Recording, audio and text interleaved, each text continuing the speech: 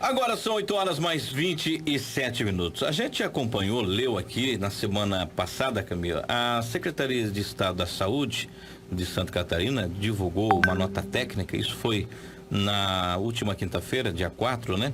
Esclarecendo quais são as ações de proteção que devem ser oferecidas aos trabalhadores que atuam nas indústrias, fábricas e empresas de grande porte do estado, né? Entre as medidas está a medição da temperatura, orientação quanto ao uso de EPIs durante as atividades e distanciamento mínimo de segurança. Mas aí entra uma pergunta importante. Algumas empresas não têm condições de ter esse tipo de equipamentos, né? E o que acontece? O que isso pode acarretar? Quais as ações que o empregado ele precisa saber? Porque é a sua segurança, é a sua saúde, né? E para falar sobre esse tema, nós estamos com o doutor Guilherme Sombrio aqui conosco para explicar, né? Para a gente entender um pouco desta situação aqui no nosso Rádio Revista Cidade. O doutor Guilherme João Sombrio, né, nos atende na manhã desta terça-feira. Doutor Guilherme, obrigado por nos atender, bom dia. Bom dia, Clodoaldo. Bom dia, Camila, ouvintes da Rádio Cidade de Brusque. É um prazer estar novamente com vocês aqui. Doutor Guilherme, bom, essas medidas, né, enfim, para essas indústrias, para as empresas, mas a gente sabe que muitas delas, elas não têm essa condição de ter os equipamentos para, né, dar ao seu empregado toda essa segurança. E aí, o que pode acontecer, doutor? Clodoaldo, a empresa, ela detém o risco do negócio. Né? Ela detém o lucro, então ela também detém o risco. Então ela é obrigada a fornecer meios e equipamentos para que os trabalhadores possam trabalhar de forma segura. Então a empresa ela é obrigada a atuar da forma como o Estado determina, trazendo daí os medidores de temperatura, fazendo o distanciamento entre os locais de trabalho, sob pena de sofrer sanções, sejam elas administrativas ou até mesmo judiciais. A gente sempre lembra os trabalhadores. A empresa que não está cumprindo com as determinações do governo no que cerne, né, as medidas de segurança, nesse momento incrível e que deve ser garantida a segurança, pode denunciar ao Ministério Público do Trabalho, que a gente já viu fazendo operações no oeste do estado, em alguns frigoríficos, né? Pode fazer denúncia para a Polícia Militar, pode fazer denúncia para a Polícia Civil, para que isso tente ser resolvido de forma administrativa, né? A denúncia ela pode ser anônima, o trabalhador não precisa se identificar quando fizer a denúncia, até porque ele também quer preservar o seu emprego. Em último caso, vamos supor que o trabalhador não consiga de forma administrativa.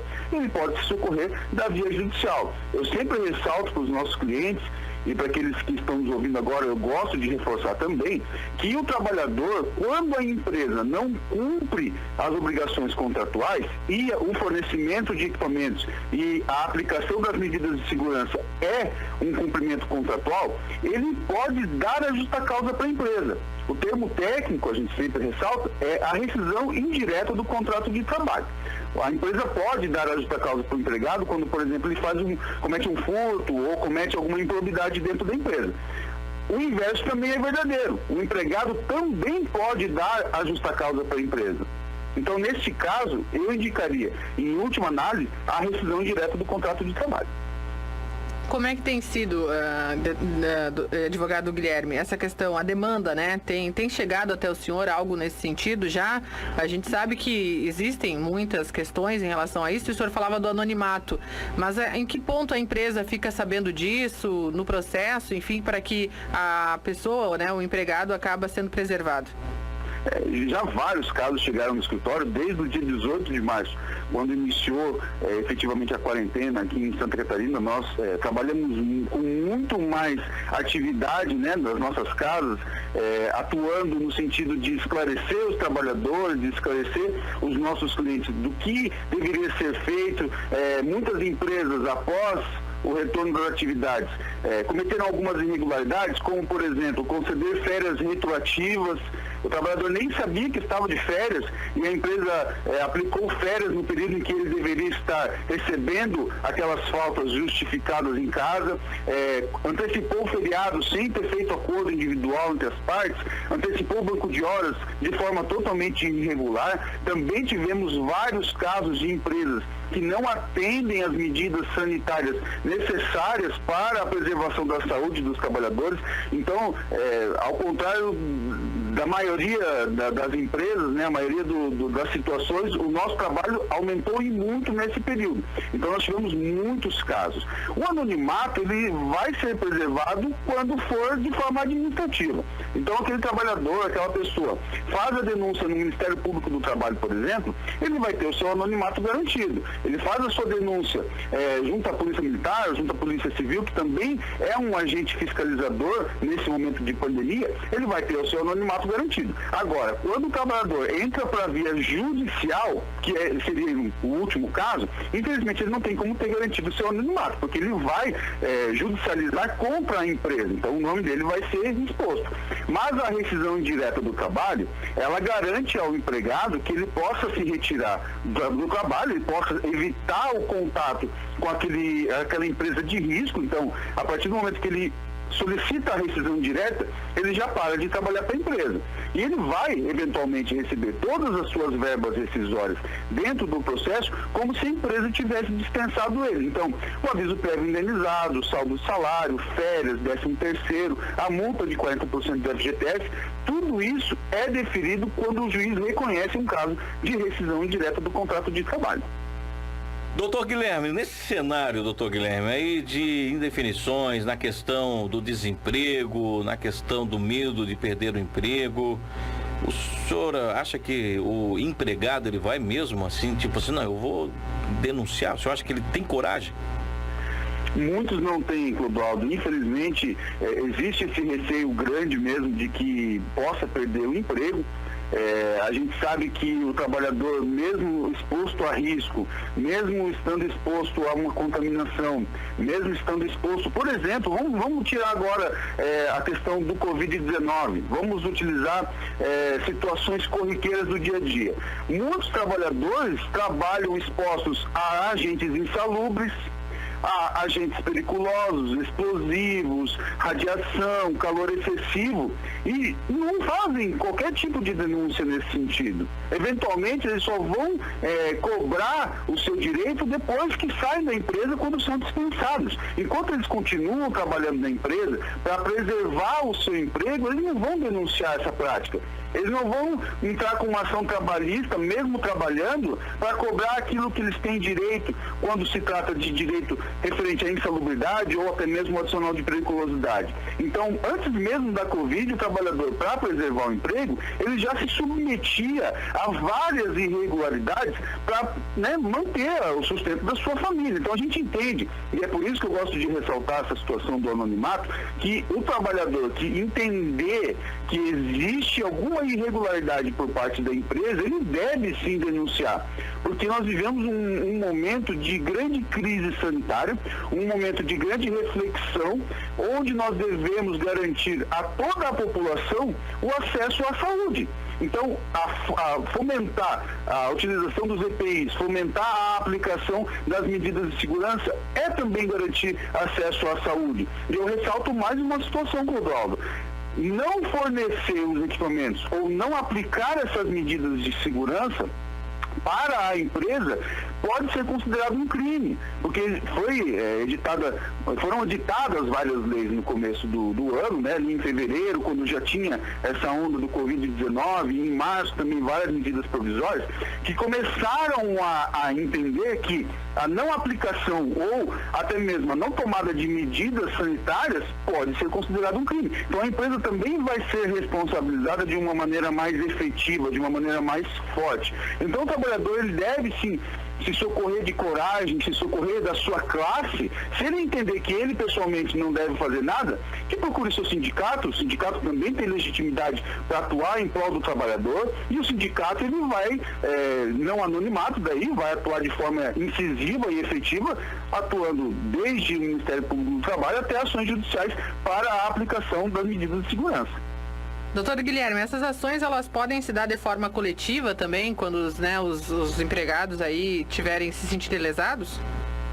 Pode sim. A gente já atuou em alguns casos, fizemos o ajuizamento de ações cautelares coletivas, justamente para que os trabalhadores tivessem a aplicação das medidas de segurança. Então, mais de um trabalhador, vamos supor um caso de uma empresa que tenha lá 100 empregados.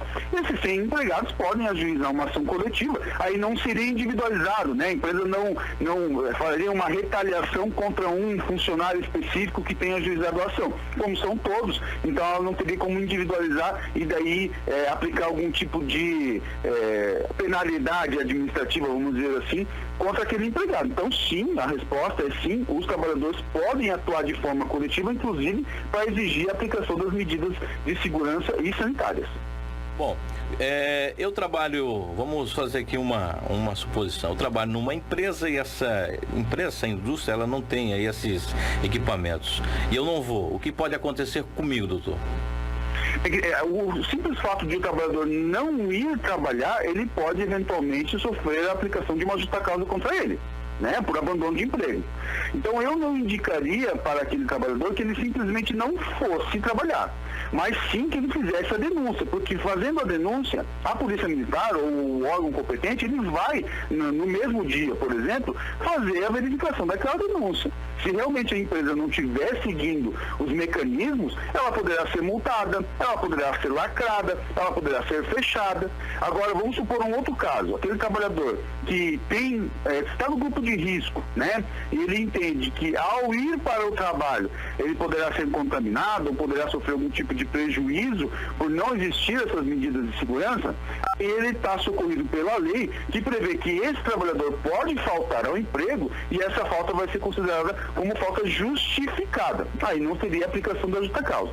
Mas agora o trabalhador simplesmente faltar, eu particularmente acho um pouco arriscado. Eu não faria dessa forma. Até porque nós temos várias legislações flutuantes nesse momento. O entendimento ele não é certeiro, eu não tenho muitas vezes uma resposta exata daquilo que é perguntado, mas a gente procura responder na forma que o tribunal entende. Então, o Tribunal Regional do Trabalho, dependendo do desembargador que for julgar o processo, ele poderá entender de uma forma diferente, poderá entender como um abandono de emprego.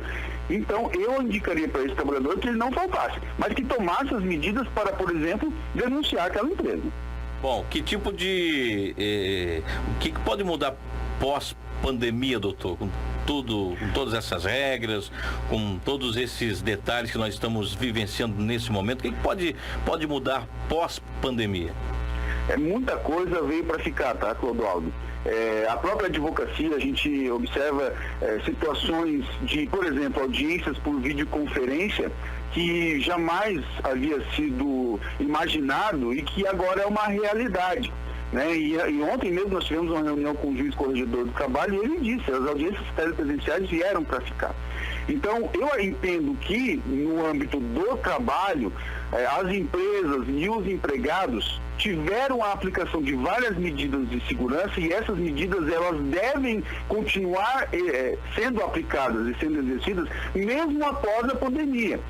Muitas empresas nesse período antes da pandemia não aplicavam as regras de segurança. Então elas não tinham a aplicação das NRs, elas não emitiam os laudos PPRA, o PCMSO, que garantem, né, a segurança do trabalhador dentro do ambiente de trabalho, e elas se viram num momento de crise obrigadas a aplicar esse tipo de metodologia e também trazer maior segurança ao trabalhador.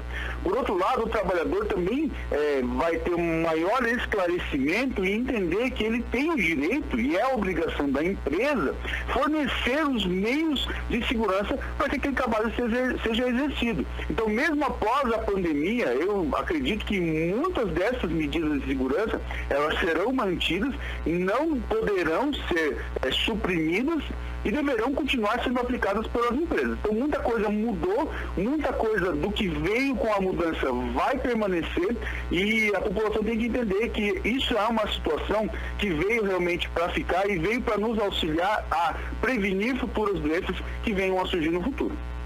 Doutor Guilherme, a gente tem a participação dos nossos ouvintes também na programação aqui do Rádio Revista Cidade. Eu vou transmitir um questionamento feito por parte da Nadir para que o senhor possa também auxiliar ela. Bom dia, quero saber do senhor uma dúvida. Eu trabalhei 1 ano e 4 meses, o patrão falava que ia registrar e até agora não registrou. Ele me dispensou e entregou a carteira que eu trabalhava 10 horas por dia, passando roupa, e ele pagava por hora. Quero saber se eu tenho algum direito. Nadir, você tem todos os direitos, tá? O trabalhador, ele tem o direito a ter o registro na carteira e ela deve ser realizada em até 48 horas após a admissão. Então, quando o trabalhador ele entra na empresa, ele entrega a sua carteira de trabalho e a empresa tem 48 horas para registrar e devolver a carteira para esse empregado. Ela não tendo esse registro, ela tem os direitos trabalhistas como qualquer empregado registrado, inclusive um registro na carteira. E esse período de 1 ano e 4 meses, ele vai contar eventualmente para a aposentadoria dela. Então, ela trabalhando 10 horas por dia, ela tem direito a horas extras excedentes a 8ª hora diária, então ela tem 2 horas extras por dia, pelo menos. Ela tem 13º integral, né, se ela tiver trabalhado um ano cheio no ano anterior, mais o 13º proporcional desse ano de 2020. Ela tem férias integrais também, mais 1/3. Além das férias proporcionais, também desse período de 4 meses, ela tem direito ao FGTS, ela tem direito à multa de 40% do FGTS, ela tem direito ao aviso prévio, tá? Então ela tem direito a todas as verbas decisórias que qualquer trabalhador registrado com carteira normal, né, que é uma obrigação da empresa, então ela tem todos os direitos que qualquer trabalhador. Ela deve procurar esse direito porque ela efetivamente o possui. Doutor Guilherme, a questão do tempo, né? Depois que essas ações elas acabam acontecendo, né? As denúncias, enfim, a entrada na justiça, enfim, todo esse trabalho que se tem. Como tem sido a resolução desses fatos, assim, o tempo? Justamente até porque o senhor falava da questão das audiências por videoconferência. Como é que tem sido o tempo de resposta? Um processo judicial, antes da pandemia, ele, se não tivesse, por exemplo, um acordo, que acontece, às vezes o protocolo do processo já consegue fazer um acordo. Mas vamos supor que não tenha acordo, vamos imaginar o pior cenário possível. Então, um processo que não tenha acordo, ele demora em torno de 1 ano e meio a 2, né, dependendo da sua complexidade. Eu já resolvi processo em 3 meses, 4 meses. A gente protocolou o processo, a empresa entrou em contato e nós fizemos um acordo com o nosso cliente presente. Então, existe essa variação. Com a pandemia, o procedimento do tribunal mudou um pouco. E corro o risco de dizer que esse procedimento acelerou até os processos. Porque antes você intimava a empresa era intimada para comparecer numa audiência que ia ocorrer daqui 5, 6 meses. Hoje, a empresa ela é intimada já para apresentar a defesa nos autos, o autor já apresenta eventualmente a proposta de acordo, se a empresa concordar, já se fecha o acordo. Então, pode-se resolver o processo de forma muito mais rápida, mesmo com as audiências telepresenciais. Vamos supor o caso da Nadir, né, que é um pedido de reconhecimento de vínculo. Eu acreditaria que o processo dela demoraria em torno ali de 8 meses a 1 ano se não tivesse acordo. Porque são verbas decisórias, né, horas extras, são pedidos mais simples de se resolver. Mas em torno de 1 ano e meio a 2 anos é o que um processo normalmente dura, né, porque vai para recurso, vai para julgamento no tribunal, tem possibilidade de recurso para o TST, então tem todas essas alternativas. Tá certo. Doutor Guilherme João Sombrio, especialista em Direito do Trabalho, agradecemos aí a sua participação conosco aqui no nosso Rádio Revista Cidade. Sempre é bom a gente trazer temas importantes que ajudem aí a nossa comunidade e mais uma vez, obrigado pela sua participação. Eu que agradeço, Clodoaldo, Camila, ouvintes da Rádio Cidade, eu estou sempre à disposição de vocês. Muito obrigado. Aí o doutor Guilherme João Sombrio trazendo esse tema aqui no nosso Rádio Revista Cidade. 8h45. Vamos ao